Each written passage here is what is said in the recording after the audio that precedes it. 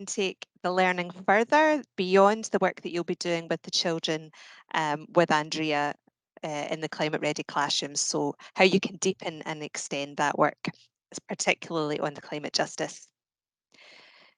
And as Andrea said, so I'm Diana and I work for this organisation where we're the educators, there's 3 of us, we're all primary teachers, and we exist purely to support schools with global citizenship. We're funded by the Scottish Government to do that.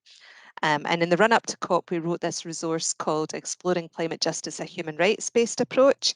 So I'll be giving you the link to that, and it'll all be going up onto the Teams space as well. So I'll be giving you loads of ideas, loads of activities that you can do. You don't need to scribble anything down because you'll get all the slides and you'll get all the hyperlinks to take you to the activities that we're going to look at.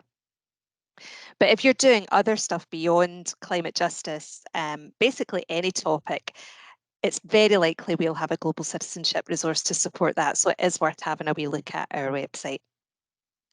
So for the remainder of today, we're going to be having a look at what we mean by climate justice and then thinking about how we can develop the skills and values and attitudes of global citizenship. So it's a particular way of seeing the world through the context of climate justice. So there's all the learning about and learning about and learning about, but really for us, it's the learning for and the learning through, and so that we feel equipped to take action, both ourselves as the educators and the young people. So that's what we're going to be doing. And the first thing that I would love to hear from you is how confident you feel about this. So this will help me to adjust maybe how much depth I go into or think about. Yeah, just bear in mind as we go through the session. So if there's people here who've maybe been on a climate justice training session with us before, or you're coming right from scratch, anything. So in the chat box, if you rate yourself from 0 to 5, and then you might want to say why about where you would put yourself on that scale. So we've got Nikki and David and Leslie. I'm hoping you're still here and able to access the chat box. Diana, we have the window of the actual call on top of your, that's. I'm sorry about that. That's a worry. I wonder if I need to share in a different way. I'm just going to come out and see if that would make a difference. Stop sharing. Oh, so Miss between 3 and 4, that's great. So quite a lot of confidence. 3 for you, Miss Elliott, kind of in the middle. Between 2 and 3, Miss C. About a 3 at Miss Garrett at Miss St Winnings, and Nikki 2, something you've covered previously. So great, this is really good to know. Thank you. Well, I hope that what we're going to share with you today does extend that and deepen that.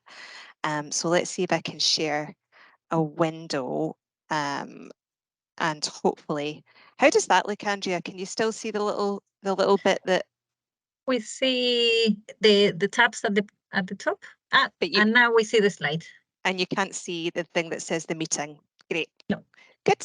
Good. Okay. Thank you for that. So now I'd love you to just type away in the chat box what this means to you, given that some of the stuff that Andrea's been sharing with us already. So when we think about the phrase climate justice, what does this mean to you?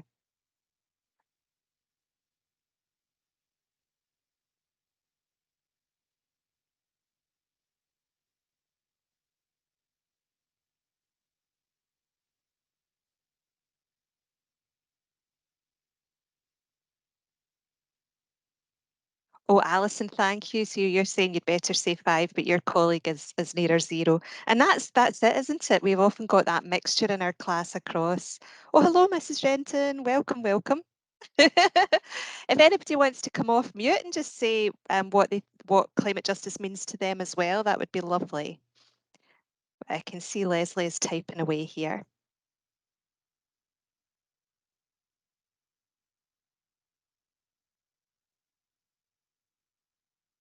So social and environmental issues, yeah. So we've got the people aspect as well as planet, the sort of interconnected nature of those.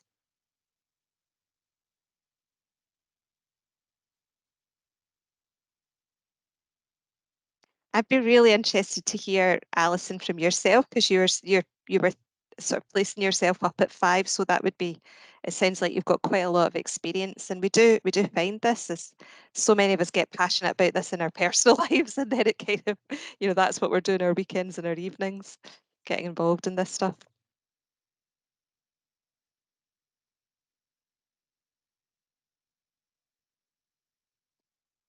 And if you do have access to a mic, it can often be quicker as well to just come off mute. We'd love to hear your voices. So Alison's saying, everybody getting what they need and not impacting the planet unfairly. Fantastic. It could mean having the right to make a difference to the climate. I've started having some discussions with my class and they seem to have a great awareness. That's so good, isn't it? So you're starting to do that baseline, which is a huge part of global citizenship education, is that we really understand where the kids are at. So it's just good to teaching and learning, isn't it? So we can take them from where they're at rather than making any assumptions, whether that could be that they know more or that they know less. I think often we're maybe, I speak for myself, maybe a bit guilty of dumbing some things down, but actually the kids are really engaged with these issues. So Mary's typing away. Mary, I'm going to come back to look at what you're saying just now and just move back to the slides while we're waiting for your comment to come through. So keep on typing. I'm looking forward to reading it. So it's great to hear your perspectives on climate justice. What I'd love to show you is a little video, and this is from kids in a primary school in Glasgow on their perspectives of climate change. Climate justice. Climate justice is about people. Climate justice is understanding that climate change is already hurting people. Climate justice means understanding that climate change affects some people more than others. Climate justice is understanding that those who did the least to cause climate change are suffering the most. Climate justice means helping people to cope with climate change. Climate justice is planting more trees so children can breathe clean air. Climate justice means everyone has a safe home to live in.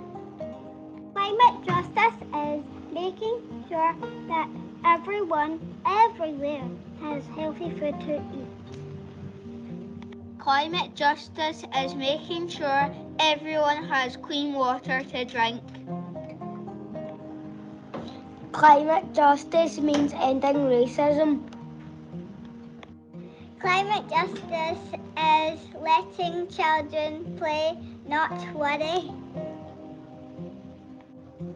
Climate justice is making clean energy affordable for everyone, everywhere. Climate justice means everyone has a safe house to live in. Climate justice means making it easier for people to recycle. Climate justice means making it easier for people to make green choices. Climate justice is fewer cars so children can breathe clean air. Climate justice means the global north helps the global south and doesn't make them pay for it. Climate justice is making everyone safe from climate change. Climate justice is making sure every child in the world has a safe future. What do we want? Climate justice! When do we want it? Now! Oh, I hope you enjoyed that. I've seen that video so many times and it still gives me goosebumps. There's just something really very, very powerful about that. And I think they do just a fantastic job of describing the range of what we're looking for in terms of climate justice. It's so much broader than the ecological justice element, which is absolutely vital. So I'm just having a look back into your perspective. So Mary's saying taking into account climate change impacts low-income communities and countries more adversely. So the kids definitely picked up on that, didn't it? And you could tell how much work the teacher did with that class, that the children understood the global north and the global south. They were bringing in institutional racism, and they were bringing in loss and damage and reparation and mitigation. There were so much that was going on there, but in the children's words, that they really understood and owned that. And Mrs. Renton, people who are affected by climate change, but not just anything they are doing, absolutely. Yep, yeah, farmers in other countries, absolutely. So great. It feels like we've got this shared understanding of the breadth of what climate justice is. I'd just like to share with you a definition that we quite like that Andrea put us onto, which I've simplified a little bit just to have less text on the slide, but it is about the interconnectedness of struggles of, it is that people and planet, and making sure that the solutions for the climate emergency are not just about reducing emissions, but creating that fairer and more just world. So when we think about a climate justice fund, there's a very simple ask of our elected members that the money that is in the wealthy countries is really supporting those countries who have done the least to cause climate change and have the least resources to support themselves due to processes that we've been involved in terms of exploitation of resources and people for many, many years. So you can see that it starts to make all of these connections. So something that the kids picked up on that we're going to spend a bit of time on now, because I think for many teachers, this is an area where they're maybe would be a more uncomfortable about going into this. And I can't recommend the Building Racial Literacy course. It's open now for new participants, the Education Scotland course, which we are co-facilitators on alongside many, many other really good facilitators, looking at exploring racism in our schools in Scotland and how we can decolonise our curriculum. But it's a big part of climate justice is this really supporting our learners to understand how racism and climate injustice are totally linked. So David Lammy does a really good job of explaining this. Hopefully this sound will work too. Another powerful video there from David supporting us to see those connections and really inviting us and encouraging us to get on board with this broad coalition of where the solutions will lie. Okay, so how could we start exploring this with our kids? So I really like this activity where we've taken a photograph. You probably recognise at least one, if not two, hopefully three people in this photograph. What do you think is the headline here? So again, just using the chat box, what do you think is the headline of this photograph?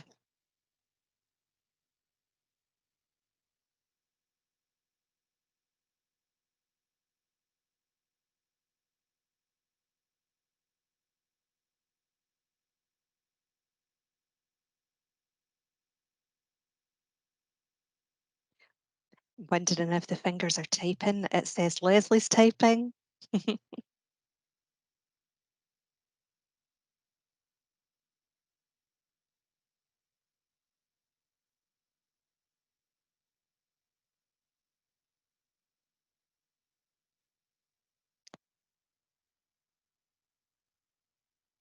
Children take the lead in climate action. Leslie, that would be an absolutely great headline. Unfortunately, it wasn't. So the original headline was the First Minister, Nicola Sturgeon, meets Greta Thunberg at COP26 summit in Glasgow. So hopefully it's obvious to you that Nicola Sturgeon is absolutely not just meeting Greta Thunberg. And what's happened here is that Vanessa Nakati has been totally absenced from this. And I think this speaks volumes of how Eurocentric and white the media looks to the climate movement, the activist movement, and just that is not true. On a global scale, that is just not true. And actually here in Scotland, we've got some fantastic Black young activists. Michaela Loach, I can't recommend highly enough, who's just written a brilliant book about it. It doesn't need to be radical. Yeah, so we have some fantastic activists of colour in Scotland, in the UK, in Europe. But Vanessa is actually from Uganda, and she's like the Greta of sub-Saharan Africa. She's just absolutely epic. Really, really amazing young woman. So this was on Twitter, and you can imagine the storm that was created after this, with Greta herself really, really angry. You know, hang on a minute here, I wasn't here just on my own to meet Nicola Sturgeon. And very quickly, STV took this down and apologised for it and said, here's the First Minister meeting Vanessa and Greta. So we can be introducing those activists of colour to our young people, because it's really important for us, whether you're in a school with a lot of ethnic diversity or very little ethnic diversity, we need to have that representation, because this is a huge part of climate justice. So who you are and where you are, what makes up you and your identity will determine the extent to which you're able to mitigate and adapt for climate change. And that is the injustice, is that it is not an equal playing field. And so different areas in which we can be marginalised or experience discrimination will affect the extent to which we can have a voice and take action and be heard and be respected within that. So really important thing to explore with your learners. Yeah, Greenpeace have some lovely stuff on their website about young people of colour in the UK fighting for change. Oh, but I think this must be global actually, because there's Vanessa as well. So you can dive into this, and I think it's a really important part of exploring climate justice with your kids. So let's move on and have a look at other activities. And what I want to do now is peel back to what I said about the skills and the values and attitudes. So we're using these activities, but they're particularly to develop these skills and values. So I'm sure you'll recognise here where climate justice education will support your learners to develop pretty much all of the skills here. I think it's really important, this one, ability to manage complexity and uncertainty, and just this constant, I feel it's important to constantly kind of own how much that affects me. And we know about eco-anxiety being a real and, yeah, it's a real and valid thing for our young people and their mental health. So developing this skill to sort of be aware that there's complexity and that it's okay to not have all the answers. It's that willingness to kind of go and do the things just because it's important to do them, even if we don't know what the result is going to be. And I think that at the bottom right-hand side, that sort of goes hand in hand, the belief that people can bring about change. And so it's a huge part of global citizenship education, is this demonstrating that the massive progression that we've made in certain areas, like, you know, women having the right to the vote, and that only happened because of the suffragette movement. So global citizenship in the classroom is really about preparing your children to be young citizens, and they're not citizens in waiting once they're 18 and they can vote. They're citizens right now. And as we know, that's a massive part of rights-based learning. It's Article 12, the right to have a voice and be heard and taken seriously. And it's fully there, isn't it, in Article 29, which is yeah, all in the Muir report and putting learners at the centre. So we have got a lot behind us to do global citizenship work. This is at the heart of our education system right now. If we really believe that education can make the world a better place, which if you're in this job, you do. So yeah, just flipping back, we call these the green guides. So these are downloadable, and we'll be sharing the link to the PDF for those. And the blue guide, and the blue guide's the sort of practical, what do we do in the classroom stuff. And so we see all of this, like, this is good global citizenship education. If your kids are asking questions and challenging the status quo and getting right back to their inner toddler and saying, but why, but why, but why?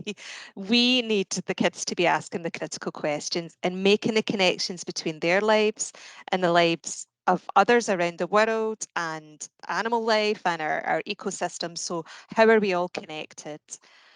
And also exploring viewpoints and values. And I think this is particularly important when you teach in a school that might be a small school, maybe it is monolingual, or there's less opportunity for children just to be learning about other cultures through the other kids that they're in contact with. So you have a duty then to bring that in, to find that information and bring it in. So we're always saying, well, whose voice isn't here? Whose voice isn't in the room?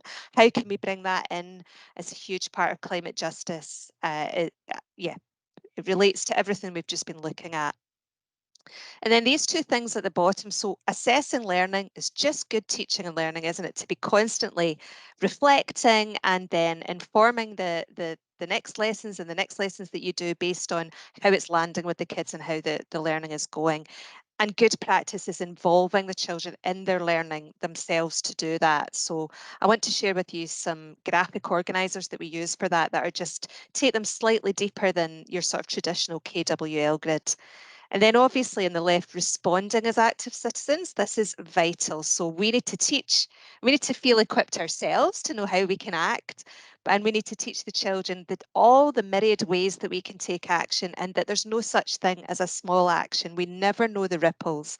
So simply talking to your parent or carer at home is an action, or maybe you want to do an assembly for the rest of the school, that's an action. Or maybe you want to go wider than that. So we'll look at that a bit later on today. But just remembering that everything in global citizenship has participation, it has inclusion, it has this real participatory learning. It's the realisation of Article 12 that's at the heart of global citizenship. It has to be owned by the kids. So we can't say, oh, we're feeling really rotten about this. I've decided I think it's a good idea. We're all going to write to our local councillor. You want that to come from the kids after exploring lots of different ways that they could take action, if that is the most appropriate and impactful thing. Okay, so here we are with our assessing learning example. So this is called an issue tree. And I remember, and this is going back, so with the last time I did climate change, as it was at that point, was before an emergency was announced. This was 15 years ago with a P56 in an area of Glasgow, an area of multiple deprivation. And we had this big, big tree on the wall. And I said to the kids at the beginning, can you just write on the roots what you think are the causes of the climate emergency? So why is it happening? What do you think are the causes of climate change? What do you think are the effects right now? Put them on the branches. And what do you think might be some of the solutions, the things that we can do? And to be honest, at that point, we didn't have very much beyond some recycling on the leaves and CO2. They were aware of carbon emissions, but they weren't really able to go deeper than that. And actually not really able at that point to talk about the effects. So I think that would be very different now. And you've already, quite a few of you have said that your kids have been exploring this and are pretty conversant in it. So it's a really great idea at the start of a topic to do an issue tree. You could do this with any issue. Obviously, just now we're looking at climate change. And then as the kids are doing the learning, they're just adding on and adding on. And if you've got a photo from the beginning and a photo at the end, the kids themselves can say, oh, I used to think that and now I think that. And I can see how my learning has grown like a tree. Or they can have their own tree or a group tree with their table tree. It's just a really effective way for them to have ownership of how their learning is developing and growing like a tree. So making connections, and we use images all the time in global citizenship education, images and videos, and it's just, we want to support the kids to develop that critical visual literacy, to be able to look at social media and say, who said that? Why did they say it? Is that true? What's beyond the frame? Who took the photograph? All of these kind of things.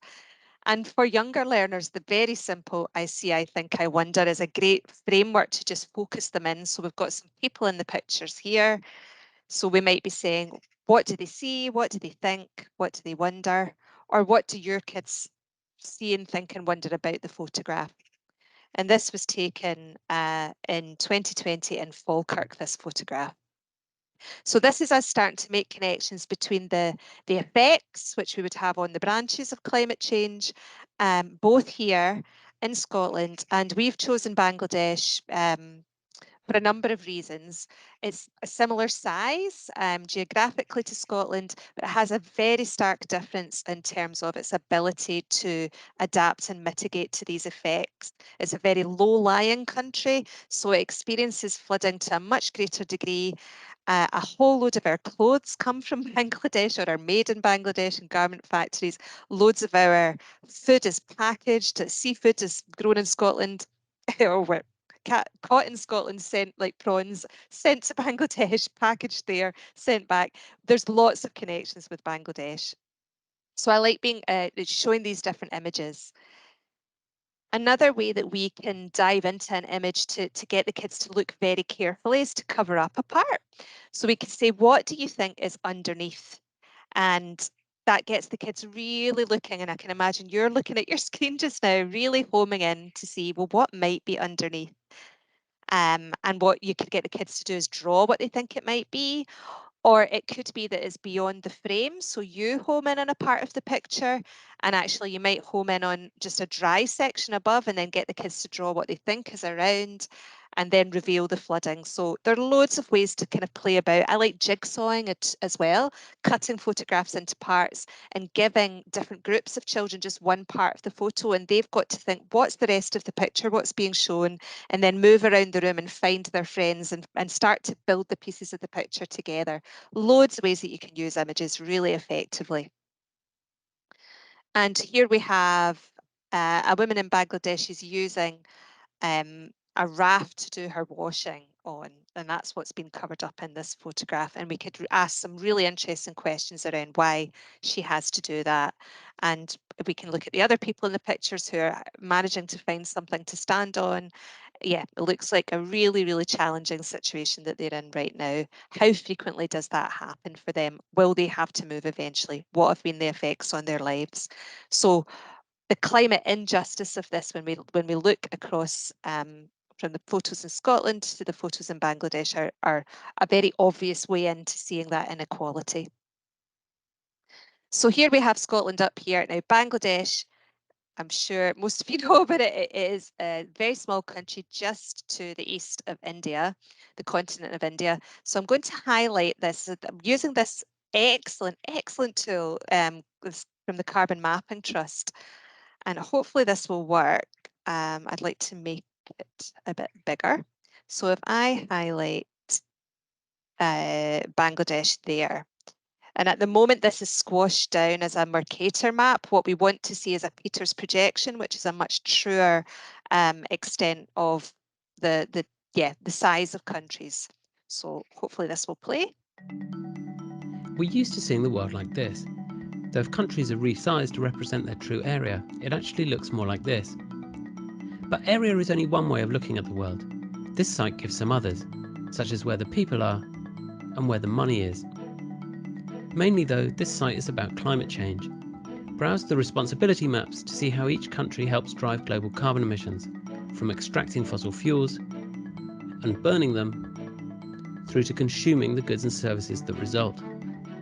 You can also see historical emissions, most of which are still in the air, and potential emissions that are currently locked up in coal, oil and gas reserves. In addition, you'll find some vulnerability maps which show the people most at risk from climate change, such as those already exposed to droughts, floods and extreme temperatures.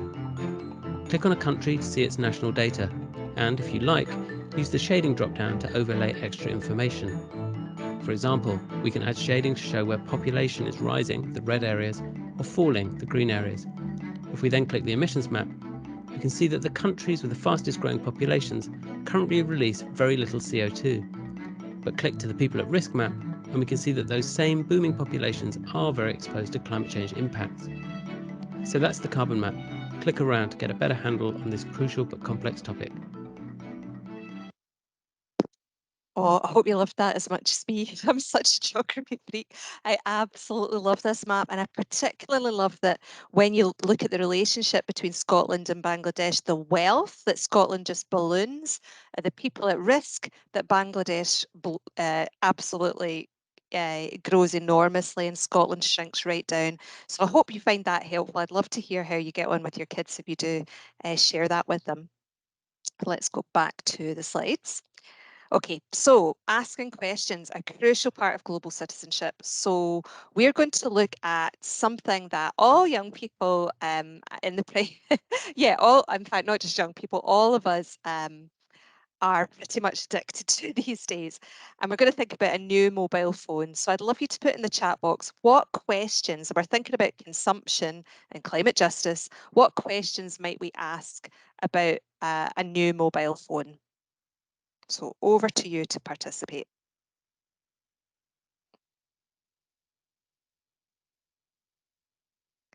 Alison typing.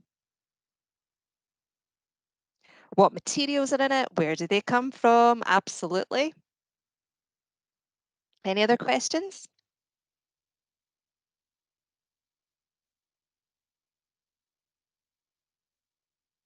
Mrs. Renton.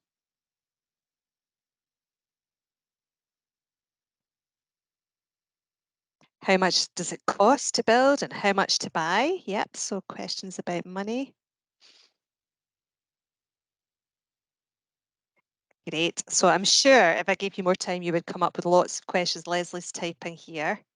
So we'll take one more from Leslie. Oh, what's the packaging? Yep, great. Tim, what's your question, Tim? What can I do with my own mobile phone? Absolutely. Great questions. Okay. So I'd like to introduce you to a framework that we use in global citizenship education to take our questions deeper. And it sort of is a framework really about how the world works. What we have here are the points of compass. And instead of north, west, south, east being our compass points in magnetic north, they're for helping us to organize and ask deeper questions. So if we think about questions to do with a mobile phone, we want our kids to be asking questions that relate to the environment. And I think we've got quite a few of them just now in terms of packaging, what happens when it's when you throw it away, what happens at the end of the life cycle. Questions about people. We had quite a few questions about money. How much does it cost? Questions about, yeah, I guess that's natural questions as well in terms of the environment. Where do the minerals come from? What's my phone made of? The who decides questions are really powerful. So that's questions about power, where the power lies, who's making the choices, who's making the decisions. Do you as a consumer have a say in where the minerals come from and how the people are paid who are mining the minerals and the extent to which the things are recycled in terms of the makeup of your phone, all of that. So with younger learners, I would start out with just north and south. So it's people and planet. We just keep thinking global citizenship, climate justice, people and planet. So questions about people, questions about the planet, that's natural and social. But then older learners should be able to bring in these questions about power and money. And that's basically, we're starting to really interrogate. We're really building the kids' imaginal faculties and their ability to do that critical questioning. So then we can filter out the questions that are actually, maybe we think, is that a good critical question actually? Do we know that already?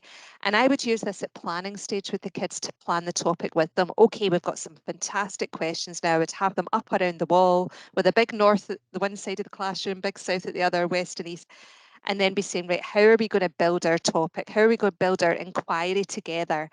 Which questions are we going to go away and try and research and understand a bit more about? So that's the development compass rose, how the world works. And of course, we had the question, what is my phone made of? So we really want to be getting the kids to think about supply chains. This is a huge part of unpicking and moving towards a much more circular and sustainable economy, is that we understand supply chains more and we're questioning them all the time. And that's not just in terms of the makeup in terms of minerals or plastics or packaging. It's also the social dimension of that, how people are treated and paid and the conditions that they are working in within that supply chain as well. So that is the climate justice element. And of course, we're starting to make those connections. The loads of things that are inside the technology that we use are mined in the extractive industry.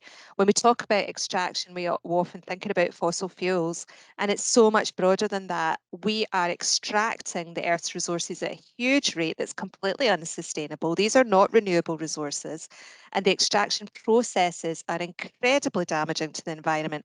When Andrea and I have had long chats about this, and on other longer climate justice sessions that we run, we look at, yeah, we look quite deeply into the false world of the electric cars and the batteries and the injustice in that supply chain and the effects, particularly out in the Atacama Desert and where Andrea knows this very well from her Chilean background.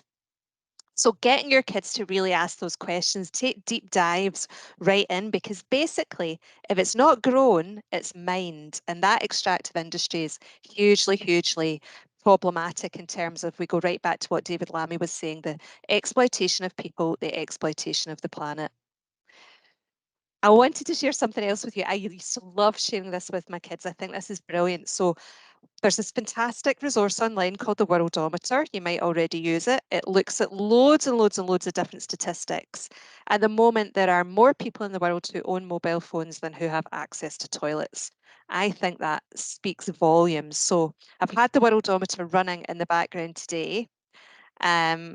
I wanted to share with you. So it starts off with world population. So you can see this climbing up in real time, well over 8 million. In terms of cellular phones, obviously this is an American site, so they talk about cellular phones. Over 5 million phones sold today, new phones and rising. That's in one day. Absolutely enormous. And actually, you can compare this with the environment. And yeah, there's loads that your kids could be exploring on the Worldometer for global citizenship education. But I just wanted to raise awareness, particularly to the volume of phones, because we've been looking at phones. So to come back here. Yes, so if it's not grown, it's mined. I really love this idea of, and I know this is part of what you'll be doing with the climate ready classrooms, going out on hunts to find things, but for the kids to be thinking at home, okay, what is it that if it doesn't grow naturally, where does it come from? What's the story of my stuff? And what happens to it when I don't want it anymore? So the whole life cycle and it's starting to explore the circular economy. This is a huge part of climate justice education, especially when we're asking the questions about people and power and money and not just the environmental questions. Toothpaste. So I want to share with you, this is a very simple activity called a YYY chain. And I was talking about the importance of bringing your kids back to their inner toddler where they were saying, but why, but why? But also that mapping thing that when we map out our thoughts and our thinking, it really helps us to get a handle on it and to recognize complexity. So the flow charts that can come out of, maybe we say like overconsumption of phones, that might be the issue. Why? And we could play this out just now, but I think you could probably get the picture of this. But how enormous that could become if you start doing that on your whiteboard, and that really supports us to be beginning to shape the children's understanding of complexity. And of course, all of our work around this, we're framing within the SDGs, the Sustainable Development Goals. So thinking back to the issue tree, and we've spent quite a lot of time thinking about the effects, but haven't we? We've been looking at flooding, and we've been looking at the impact, the difference of impact in Bangladesh and in Scotland. And we need to support the children as well to be thinking about the solutions. So we have to spend quite a lot of time with this, don't we? And we want them to feel equipped to start talking to the decision makers. They're asking the questions, well, who does make the decision? Who has the power? We're talking about global corporations. They really respond well to tweets from schools saying, where does our who made our computer, that kind of thing, to Dell. They really respond.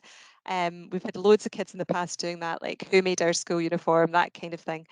We want to ensure the production processes all the way along that supply chain does no harm to nature nor humanity and generates as little as waste as possible. So that's the big picture solution when we're particularly talking about consumption related to the last few activities. We want to put pressure on those companies, and that doesn't mean that we're saying to the kids, right, you need to stop buying the things you love, but saying to those companies, while we're doing that, can you tell us who made these phones? Were they paid properly? Where did the minerals come from? Ask, be open and responsible. So I want to share with you now this Diamond 9 activity. Now, this is a way, I'm sure many of you have come across this already, it's just a way of ranking. So kids in groups, we could take anything that you're looking at, but for this particular one, it's the people who have power. So who has the most power to make change in terms of consumption, who has the least power, and this would help us think about who we're going to direct our action at. So this comes from an activity pack called a Youth Campaign for Change that WOSDEC created a number of years ago. It's excellent. And I'll send you all the links. This will be in a PDF of all the hyperlinks. So here's examples of the people who have power to change things. Could be your classmates, your local community, other people, adults in our lives, or it could be some elected members. And this is where we start discussing, what do we mean by reserved and devolved in terms of this? You know, we have to build some political literacy here. And where do we have power in Scotland, and where would we need, what's the difference between talking to our MP or our MSP or our local councillor? So I just want to, at this point, make you aware of the Circular Economy Bill, which is going through the Scottish Parliament right now. You can find out more about this on the Zero Waste Scotland website. It's really interesting, short read. And your kids can get involved in the consultation. Now, I would have this up on the whiteboard. There's like simple thumbs up, thumbs down. Around the different ideas of what the Circular Economy Bill is asking for. It's a really, really interesting read, and it's a really positive way to say, we've got a Circular Economy Minister in Scotland. You know, this is dead exciting, and we need to get our kids feeling excited about the potential that we've got for change here in Scotland, and I'm sure in North Ayrshire as well.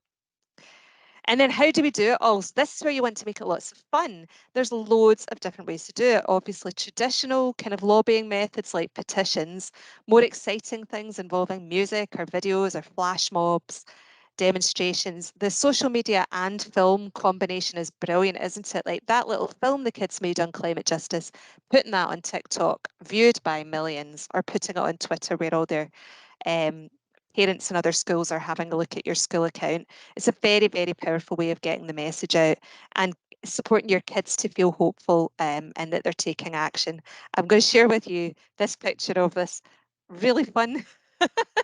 So this was a guy dressing up as a mobile phone in order to talk about the injustice in the supply chain with people on the street. So I just thought that was a really creative way to take action around this and encourage people to think more about their phone use.